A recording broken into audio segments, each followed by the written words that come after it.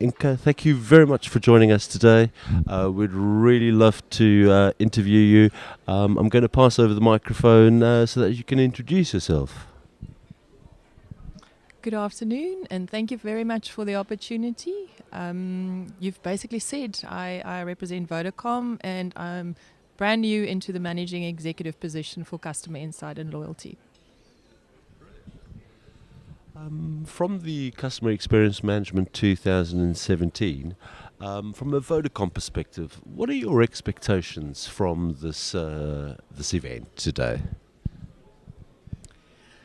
I attended the event a few years ago, and I haven't been here, so I'm excited to see so many people. I think our industry has matured, so I think that's also exciting. We've got a lot more people that are not just interested, but are practitioners in customer experience. For me, it really is to pick up old ties. I am excited to see old faces, see friends, network. I do believe that we are battling as an industry to pull through some of the expertise and to maybe network, and also to create a forum where we can transfer some of the knowledge. And I think that's my expectation, is that keep on learning, sharing some of the case studies that are now real, and learning from other companies that have done similar things. And that's what the event is hopefully going to deliver to you. And you're probably going to meet a lot of colleagues that you've probably bumped into in the past. Thank you for being here. We're going to move on in terms of looking at the brand engagement through digital platforms today.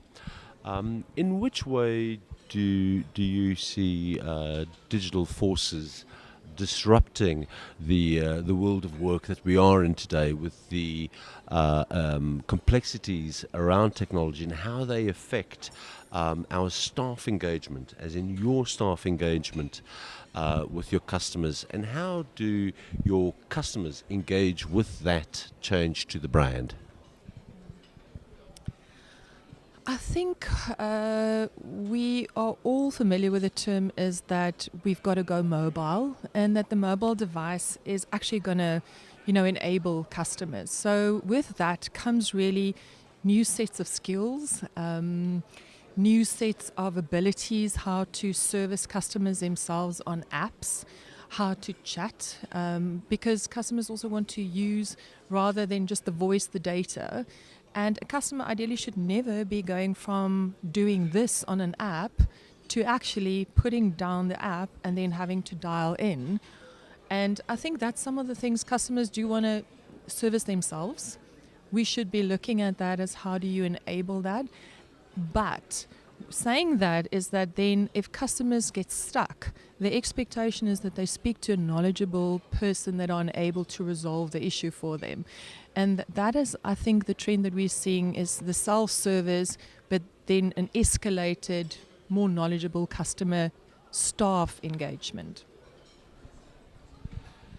And to reflect on that, with one of the earlier interviews, specifically up in North Africa, where Vodacom has a presence, we're seeing that there is a combination of still using legacy technologies like USSD for customer engagement.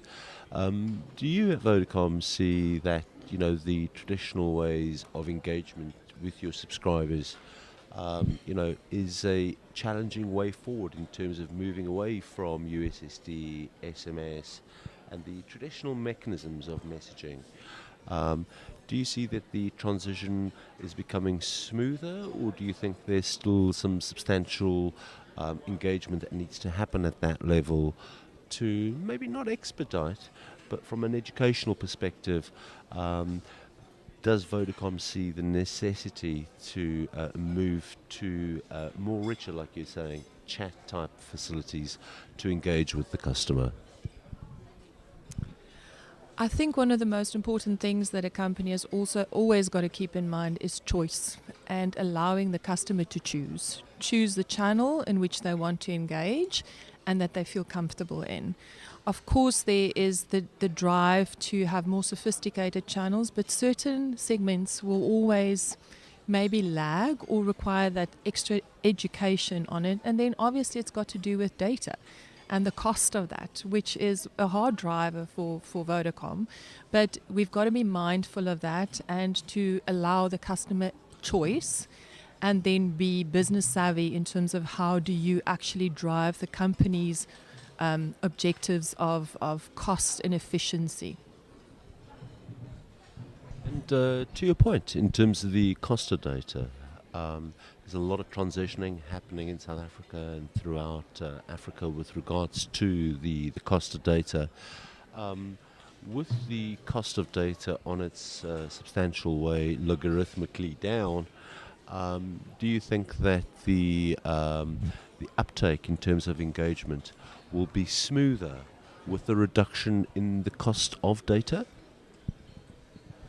Shanilo, I think, being only one day into Vodacom, it's a tough question to answer. But I think it goes to consumer behavior, not just necessarily the cost of data and the company making it available. It is what is customers comfortable with and what do they prefer and what do they feel that they can get the best value.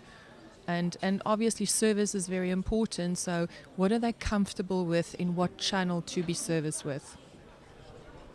And that's key in terms of the engagement, because the moment the customer and the subscriber feels comfortable with using that particular channel, the engagement becomes more fluid in nature. That's great. In terms of the organizational changes that are potentially required in terms of silos built within telecommunications companies, and I think Vodacom suffers no different from many of the others in terms of the organizational structures being very, very siloed. Do you think that, and understanding that it is early days in terms of you joining Vodacom, do you think that the siloed structures need to change to enable a more customer-centric engagement in the future? I don't think that Vodacom is unique when it comes to the traditional structures of sales, marketing and service and a finance department and a marketing department. And that remains the challenge, is how do you run an efficient, effective, cost-effective organization while servicing the customer? The customer doesn't really care who or where I get serviced. But it's always a challenge that the lines of customer experience is blurring because your marketing department is responsible for the outbound communication and positioning the call to action. But they often are not involved in the execution of when the customer actually takes up that call to action. And your operation is, and quite frankly, the brand experience actually happens when the customer engages with the organization, not necessarily when they just see the push communication. And I think that's one of the biggest challenges that organizations has got, is how do you get past the traditional functions and actually focus on the customer, especially also because most of the companies have, for example, a digital division. But the digital experience doesn't necessarily cross over into the physical bricks and mortar. And the customer gets a bit schizophrenic and confused if I go to, for example, a bank branch and I have one process that's happening there, but when I go online or on the mobile app, it's a different. And that, I think, is any organization, their challenge is to say, how do you get a seamless cross experience and you have an on-brand experience versus a schizophrenic one? It sounds like that cross-organizational communication is going to be the golden nugget in terms of the journey you have ahead of you. We'd like to thank you for joining us for an interview today. You've been extremely welcomed. We hope that you enjoy the rest of the conference, and would like to say from a kinetic perspective, thank you for attending the CEM. It is Ica Van Eeden, the Managing Executive for customer insight and loyalty at Vodacom.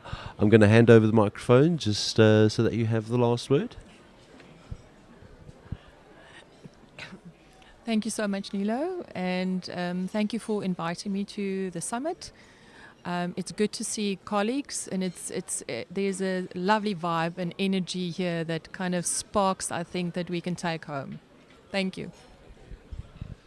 Thank you, everyone, and we'll be back shortly with a following interview. Just as a reminder, the keynote speak will go live at 3 o'clock this afternoon. Please stand by for another interview.